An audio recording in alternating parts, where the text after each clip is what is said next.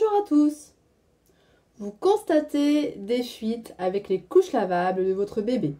Vous en avez marre de changer bébé intégralement, marre de faire encore plus de machines en pensant que les couches lavables, ce n'est finalement pas si écologique que ça.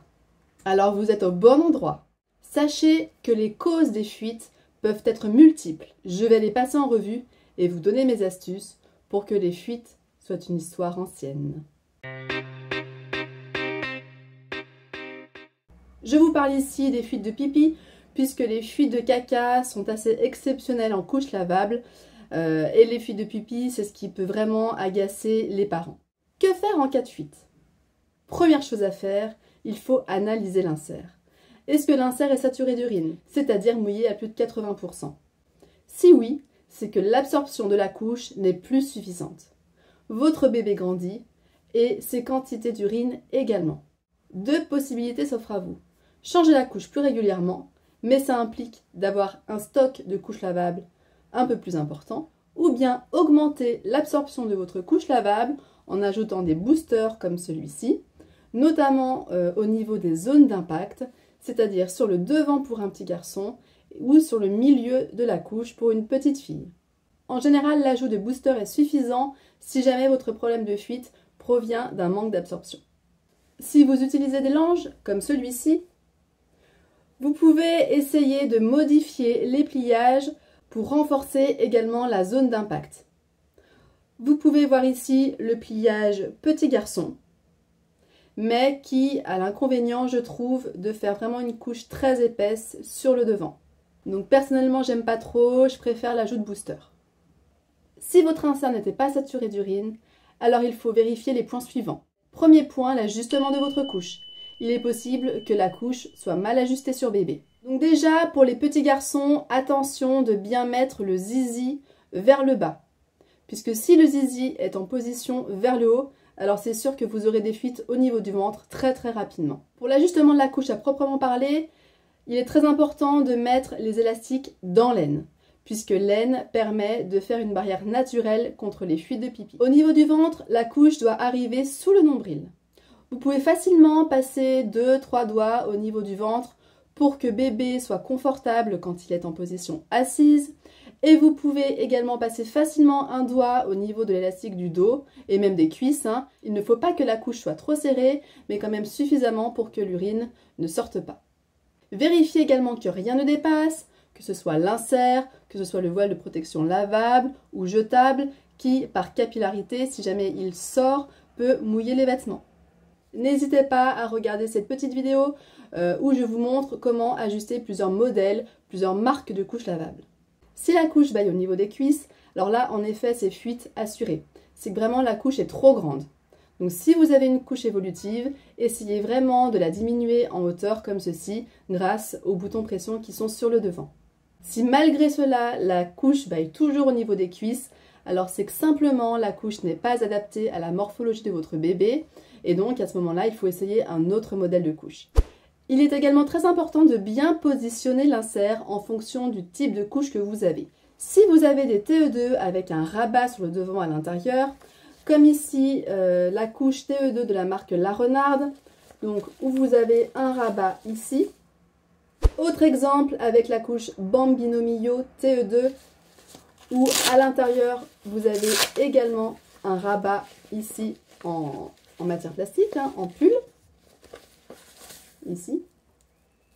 Si vous avez ce genre de couche, il est très important de ne pas mettre l'insert dans le rabat, mais à l'extérieur, car le rabat permet juste de garantir l'étanchéité des pressions ou du scratch.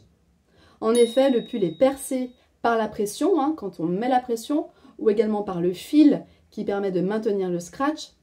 Et l'urine, si vraiment l'insert est saturé, peut s'échapper par ces petits trous qui sont dans le pull. Si vous possédez des couches à poche, comme celle-ci, donc là voilà, on voit la poche, donc avec une matière effet au sec ou non, qui monte jusqu'en haut de la couche, alors il est important de ne pas pousser trop l'insert vers le fond de la poche, car ça peut créer un bourrelet, une surépaisseur sur le devant, qui peut occasionner des fuites au niveau du ventre. Donc laissez un petit peu de place entre le haut de la couche et l'insert, pour que le haut de la couche soit vraiment bien plaqué contre le ventre de bébé. Si vous possédez des couches à poche comme celle-ci, ou en fait sur le haut de la poche à l'intérieur vous avez une barrière de pull donc qui permet l'étanchéité, à ce moment-là, surtout si vous avez un petit garçon, il faut vraiment mettre le zizi vers le bas, puisque si le zizi est orienté vers le haut comme ceci, alors là il n'y aura vraiment aucune matière absorbante et comme je disais tout à l'heure, vous risquez vraiment d'avoir des fuites au niveau du ventre.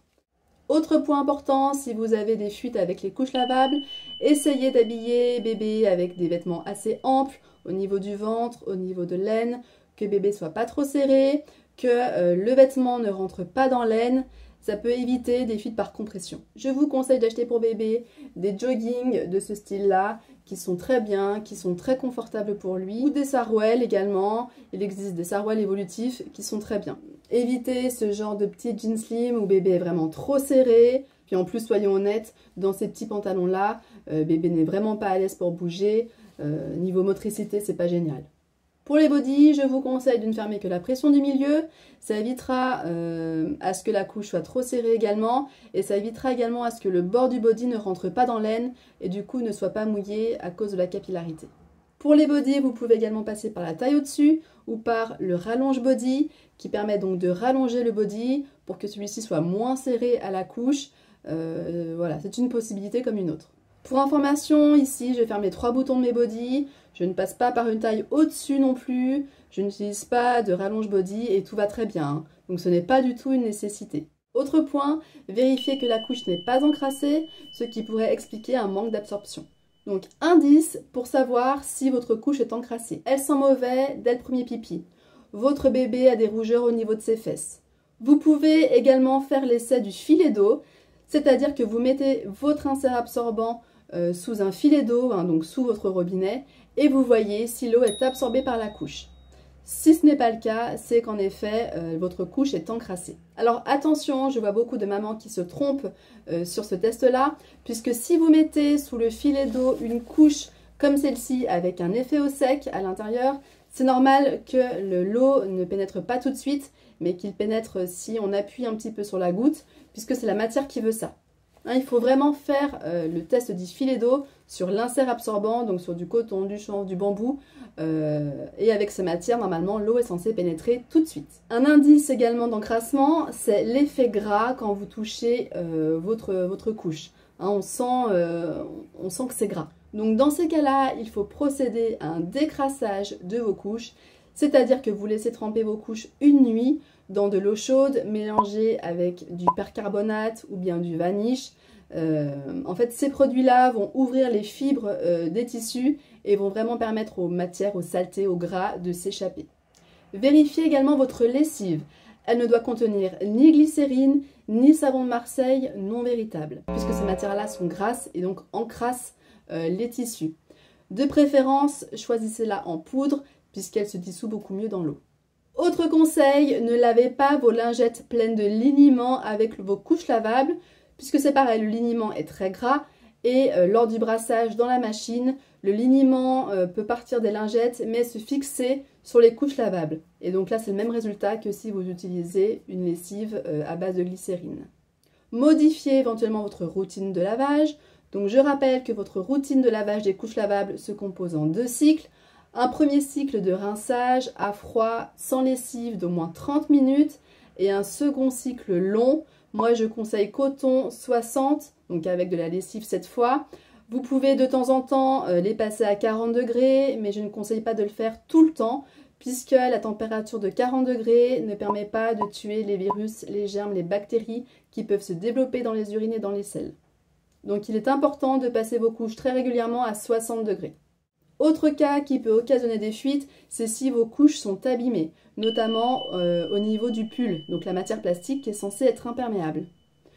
Votre pull, qui est normalement tout lisse, tout beau, peut se détériorer de plusieurs façons, soit comme ici, où vous voyez que les 2 parties du pull se décollent l'une de l'autre.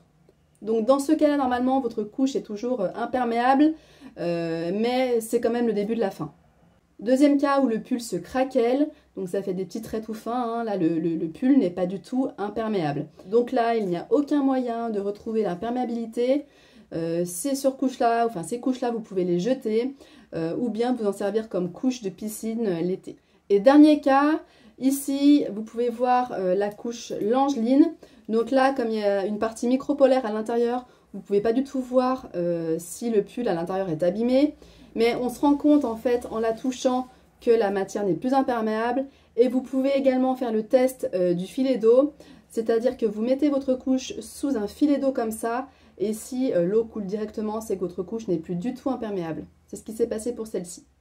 Donc voilà, la partie imperméable peut être abîmée pour différentes raisons. Soit votre couche est vraiment trop vieille, hein, elle a été vraiment très utilisée, elle est trop ancienne. Ou bien il peut y avoir aussi un défaut de fabrication, hein, ça existe. Ou bien des couches qui ont été fabriquées avec des matériaux pas très résistants. Ou bien simplement que votre couche est passée dans le sèche-linge. Et là, en général, c'est catastrophique. Donc si vous avez checké tous ces points et que vous observez encore des fuites avec les couches lavables, à ce moment-là, la dernière raison, c'est que cette marque de couche que vous utilisez ne correspond pas à la morphologie de votre bébé. Donc la dernière astuce, si vous souhaitez quand même utiliser ces couches lavables, c'est de mettre par-dessus une surcouche, voilà, comme celle-ci. Donc bien sûr, ça fera une épaisseur supplémentaire à votre bébé, mais au moins vous n'aurez pas de fuite sur les vêtements. Par expérience, pour avoir testé toutes les marques de couches quasiment sur mes enfants, je trouve que certains modèles, certaines marques sont quand même plus efficaces contre les fuites que d'autres. Vous avez par exemple les couches Base Bottom Diaper qui, grâce au double gousset, grâce à l'élastique au niveau du ventre et par le fait aussi que la matière absorbante ne touche pas le bord de la couche, fait que ces couches sont très efficaces contre les fuites. Vous avez également ce genre de couches, donc ici les Little Love Bomb, où en fait, donc, comme les Best Bottom Diaper ou comme certaines TE2, la partie absorbante n'est pas cousue à l'élastique des cuisses et donc ça évite des fuites par capillarité. Très efficace également contre les fuites. Ici, j'ai un modèle de couche Thirsties, donc à poche, mais également avec des doubles goussets. Également, en fait, contrairement aux autres couches à poche traditionnelles, le tissu ici n'est pas cousu à l'élastique qui touche les cuisses. Donc même principe, l'urine ne remonte pas par capillarité sur les vêtements. Dernier type de couche, en général très efficace contre les fuites, ce sont les couches classiques, par-dessus laquelle vous mettez une culotte de protection, et ça c'est pareil, hein, c'est très efficace. La preuve même, c'est qu'on les utilise pour la nuit, ça tient facilement 12-13 heures. Les couches un peu moins efficaces de mon point de vue, notamment si elles sont saturées d'urine, ce sont les couches comme celle-ci, la Bambino Mio, ou plein d'autres couches à poche, hein, où ici le tissu qui permet de faire la poche est cousu à l'élastique. Donc ici le tissu arrive au bord de la couche.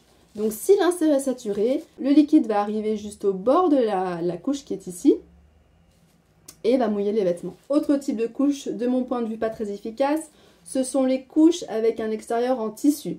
Donc là, vous avez la marque WeCare, où vous avez en effet un intérieur en pull, hein, enfin en matière plastique imperméable, mais l'extérieur est en tissu, donc si l'insert est bien saturé, l'urine arrive à se propager sur le tissu, et là en général c'est fuite assurée de nouveau. Autre exemple avec les couches avec une bordure en polaire comme celle-ci. Donc certes, cette couche est très douce pour bébé, ne fait pas de marque d'élastique, mais malheureusement, si l'insert qui est au milieu est saturé d'urine et si l'insert arrive à toucher cette petite bordure en polaire, hein, même si la polaire a des propriétés hydrophobes, il n'empêche que si c'est plein de pipi, la polaire arrive à être mouillée et donc va mouiller les vêtements de bébé. Donc voilà, grosso modo, si votre bébé a les cuisses fines, je vous conseille de passer par des doubles coussets extérieurs hein, qui sont vraiment très efficaces. Sachez également qu'il est assez fréquent d'avoir des fuites avec des couches neuves puisque le tissu a besoin d'au moins 5 lavages minimum pour obtenir son maximum d'absorption. Donc si vous avez des couches neuves, n'hésitez pas à les changer plus régulièrement. Et bien voilà, j'espère que cette vidéo vous aura été utile. J'espère que désormais vous n'aurez plus de fuites sur les vêtements de bébé, puisque c'est vrai que ça peut être assez décourageant, c'est agaçant de devoir changer bébé intégralement, surtout quand il est tout petit. Donc voilà, essayez mes astuces et normalement ça devrait régler votre problème. Merci de m'avoir écouté et on se dit bientôt pour une nouvelle vidéo.